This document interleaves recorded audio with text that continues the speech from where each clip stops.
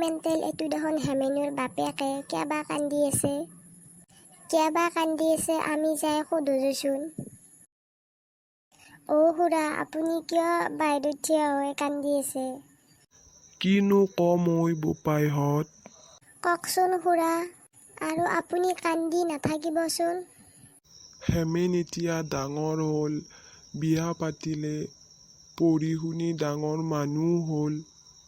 আমি এতিয়া বুঢ়া হ'লো, সেইকাৰণে সি মাক বাপেকক বুজা বুলি ভাবে। বোৱাৰীয়ে এতিয়া আমাক ঘৰত ৰাখিব নিবিচাৰে। সিও বোৱাৰীৰ কথা শুনি আমাক বৃদ্ধাশ্ৰমলৈ পঠিয়াই দিয়াৰ কথা কৈছে।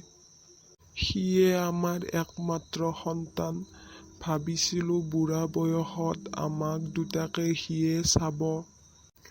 কিন্তু সিয়ে এতিয়া আমাক বোজা বুলি ভাবি বৃদ্ধাশ্ৰমলৈ পঠিয়াই দিয়াৰ কথা কৈছে। বোপাইহঁত, তহঁতে এনেকুৱা নকৰিবি আৰু। হয়তো আমাৰ কপালত এয়াই লিখা আছিল। খুৰা, আপুনি চিন্তা নকৰিব, চব ঠিক হৈ যাব। আমি হেমেনক লগ পালে কথাটো কম ৰ'বকচোন। হেমেন এনেকুৱা বুলি ভাবাই নাছিলো মেণ্টেল। ঠিকে কৈছে, নিজৰ মায়েক বাপেকৰ লগত আৰু কোনোবাই এনেকুৱা কৰে নে? সৰুৰ পৰাই তাক ডাঙৰ কৰিলে, এতিয়া খুৰা খুৰীহাত বুঢ়া হোৱাই সি বোজা বুলি ভাবে। সি লাখ টকা ইনকাম কৰিব পাৰে, কিন্তু বহুত ঠেক মনৰ মানুহ সি। আমি হাজিৰা কৰিব পাৰোঁ, কিন্তু আমি মাই পিতে কেনেকুৱা নকৰোঁ দেই কেতিয়াও। মেণ্টেল, আমি হাজিৰা কৰিলে কি হ'ল, আমাৰ মনটো তাৰ দৰে ঠেক নহয়। চা, পিছফালে হেমেন আহি আছে। কিয়ে মেণ্টেল আৰু চুম, কি কথা পাতি আছা তহঁতে? আমিনো আৰু কি কথা পাতিমে, আমি সৰু মানুহ, তই হৈছে ডাক্তৰ মানুহ, তোৰ কথাই বেলেগ।